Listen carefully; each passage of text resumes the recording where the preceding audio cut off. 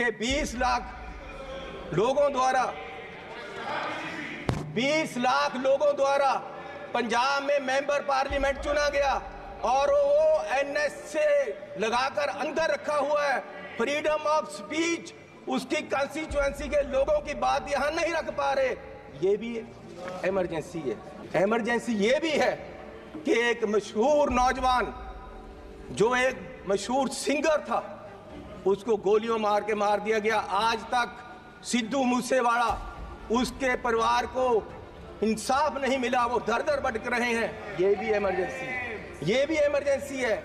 Emergency ये भी है कि विपक्ष के व्यक्तियों को केंद्रीय एजेंसियां कार्रवाई करने के लिए छोड़ दी जाती, उनको अंदर रखा जाता है। ये भी इमरजेंसी है। इमरजेंसी ये भी है कि हजारों किसान, उनको खालिस्तानी कहा जाता है जब वो अपनी मांग रखते हैं। अरे पंजाब कोई देश की धरती नहीं है, पंजाब हमारे देश की धरती है। हरियाणा में नेशनल हाईवे को पक्का जाम कर दिया है और किसान यहाँ तक नहीं आ पा रहे, उनको मिला नहीं जा रहा। ये भी इमरजेंसी है। इमरजेंसी ये भी है।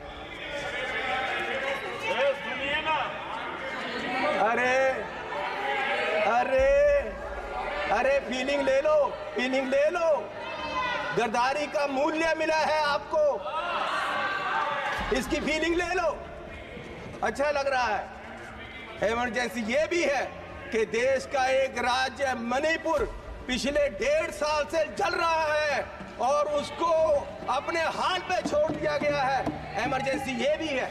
इमरजेंसी ये भी है कि हाथरस यूपी में एक दलित लड़की को आधी रात में जबरन अंतिम संस्कार किया गया। इमरजेंसी ये भी है कि मध्य प्रदेश में दलित व्यक्ति को के सिर पर, मुंह पर पेशाब कर दिया गया। इमरजेंसी ये भी है। इमरजेंसी ये भी है कि अपनी इज्जत के लिए धरना दे रही महिलाओं, पहलवानों को प्रदर्शन में प्रोपोगंडा बताया गया। इमरजेंसी ये भी है। इमरजेंसी ये भी है कि कोई पत्रकार सवाल करे तो उसको जेल में डाल दिया जाता है। इमरजेंसी ये भी है। इमरजेंसी ये भी है कि अपनी शिक्षा के लिए उतरे छात्रों को देश द्रोही बताया गया। इमरजेंसी ये भी है। किस इमरजेंसी की बात कर रहे हैं? सुन लो भैया, सुन लो। माननीय चेयरमैन जी, मैं पंजाब के एक गरीब परिवार से आता हूँ। मैं जब पैदा हुआ तो मेरी पढ़ाई सारी सरकार ने की। आज तक मैं यहाँ खड़ा हूँ तो ये कांग्रेस सरकार की रिजर्वेशन पॉलिसी और अंबेडकर साहब का दिया हुआ संविधान और जो हमें स्कॉलरशिप मिलता रहा, कांग्रेस पार्टी ने गरीबों को, बच्चों को जो स्कॉलरशिप दिया, उससे पढ़कर मैंने पीएचडी तक की पढ़ाई की है और ये देन कांग्रेस पार्टी की है। और जब बीजेपी सरकार 2014 में आई, सबसे पहले इन्होंने जो सबसे बुरा काम किया वो किया, स्कॉलरशिप में जो केंद्र का 90% हिस्सा था उसको 60-40 की रेशो पे ले आए और दलितों के पेट पे लात मारी सरकार ने। और आज भी फर्स्ट क्लास से लेकर 8th क्लास तक के स्कॉलरशिप जो गरीब लोगों के बच्चों को मिलते थे वो बंद कर दिए गए हैं इस सरकार द्वारा। ये दलितों के पेट पर लात मार रहे हैं। और माइनॉरिटी के भी फर्स्ट क्लास से 8th क्लास तक के स्कॉलरशिप इस सरकार के द्वारा बंद कर दिए गए। जब ये सरकार बनी 2014 में तो प्रधानमंत्री जी ने 2 मापदंड देश के सामने देश की इकोनॉमी को देखने के लिए रखे। एक रखा डॉलर की कीमत, दूसरा रखा पेट्रोल और डीजल की कीमत।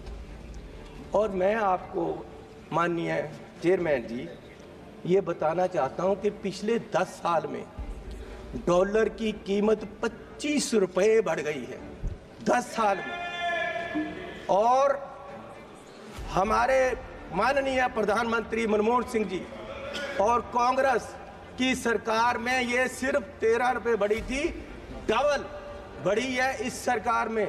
और मोदी जी उस समय बोले थे 14 में, जब सरकार बनी नहीं थी, डॉलर की कीमत ज़्यादा होने से जो रुपया गिरा, उसके बारे में मोदी जी ने उस समय बोला था क्या कारण है कि देश का रुपया पतला होता जा रहा है।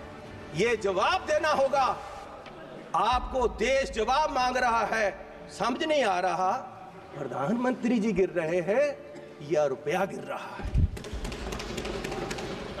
कभी कभी तो लगता है कि रुपए की और सरकार के बीच कंपटीशन चल रहा है कि सरकार ज्यादा गिर रही है या रुपया ज्यादा गिर रहा है। और मोदी जी ने कहा था जिस देश का रुपया कमजोर होता है उस देश की सरकार कमजोर होती है, उस देश का प्रधानमंत्री कमजोर होता है। मैं आज कहता हूं कि आज देश का रुपया कमजोर हो रहा है, आज देश की इकोनॉमी डूब रही है। क्या देश का रुपया कमजोर हो रहा है या प्रधानमंत्री जी कमजोर हो गए हैं या देश की सरकार कमजोर हो रही है? दूसरा, पेट्रोल की कीमतें, इन्होंने कहा प्रधानमंत्री जी ने 2014 में कि पेट्रोल की कीमतें बढ़ रही हैं और मनमोहन सिंह जी को कोई फर्क नहीं पड़ रहा, देश डूब रहा है। तो पिछले 10 सालों में पेट्रोल की कीमतें 23 रुपये बढ़ गई हैं। पिछले 10 सालों में पेट्रोल की कीमत, डीजल की कीमतें 35 रुपये बढ़ गई हैं, जबकि पिछले जो मनमोहन सिंह का समय था उससे क्रूड ऑयल की कीमत $20 प्रति बैरल कम हो गई है। तो मैं पूछना चाहता हूं कि ये पेट्रोल बढ़ रहा है या आपकी कंपनियों की, आपके आमदनियों की आमदन बढ़ रही है? क्या बढ़ा रहे हो? किसको दे रहे हो देश का पैसा? कहां जा रहा है पैसा? गरीब लूटा जा रहा है। माननीय चेयरमैन जी, आप गाड़ी फुल करवाने जाओ, 50 लीटर तेल डलवाओ, 2000 रुपया सरकार को चला जाता है। 4 रुपये प्रति किलोमीटर हर व्यक्ति, देश का गरीब, सरकार को देता है चलने का। 1 किलोमीटर चलो 4 रुपये सरकार को गए, और सरकार 14 लाख करोड़ के घाटे में बैठी है। और फिर ये कहते हैं जी बजट में बहुत कुछ मिला।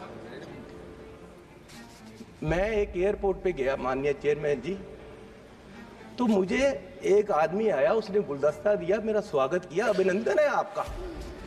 मैंने कहा भैया आप कौन हो, मेरा अभिनंदन क्यों कर रहे? बोले जी हम अडानी जी की तरफ से आपका स्वागत कर रहे।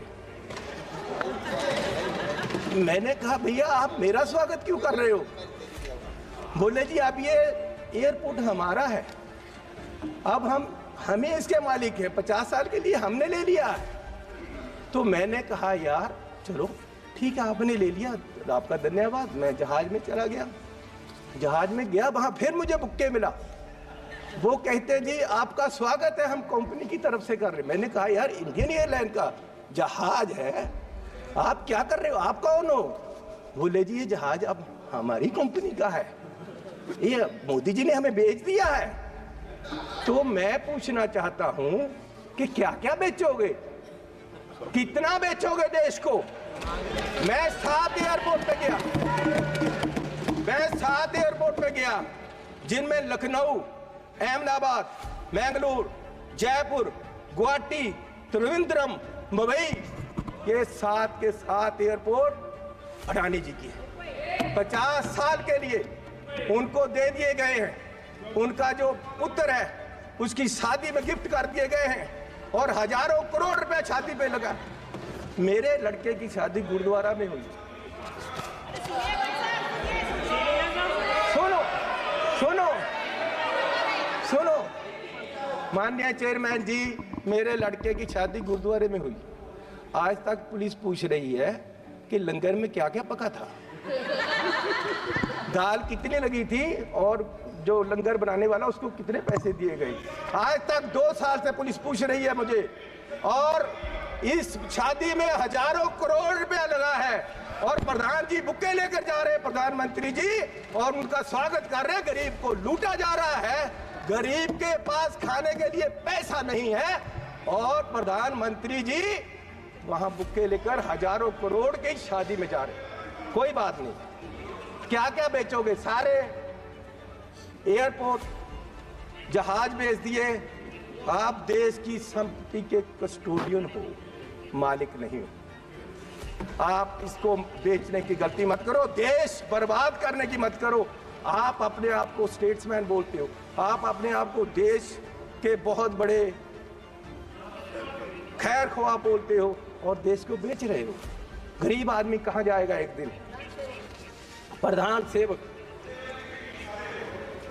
जो हार समझकर पहना था गला अपना सजाने को, वो नाग बनकर बैठे हैं गला काट खाने को।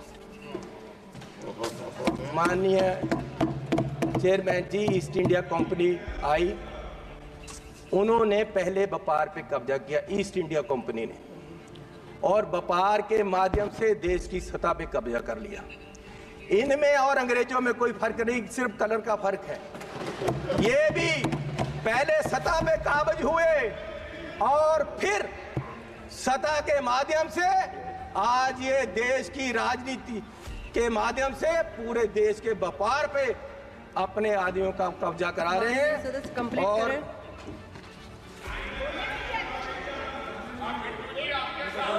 मैं बस एक बात करके बोलिए माननीय चेयरमैन जी, कोई बात नहीं, बैठ जाओ जी, बैठ जाओ।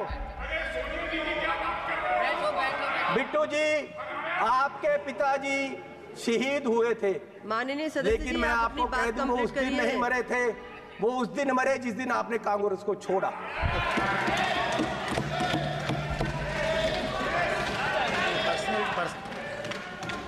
आज देश माननीय राहुल गांधी जी की तरफ देख रहा है। मैं आग्रह कर रही हूँ, माननीय चेयरमैन जी, आप वो मुझे तंग कर रहे हैं जी, उनको बोलो बैठे, इनको बुलाइए।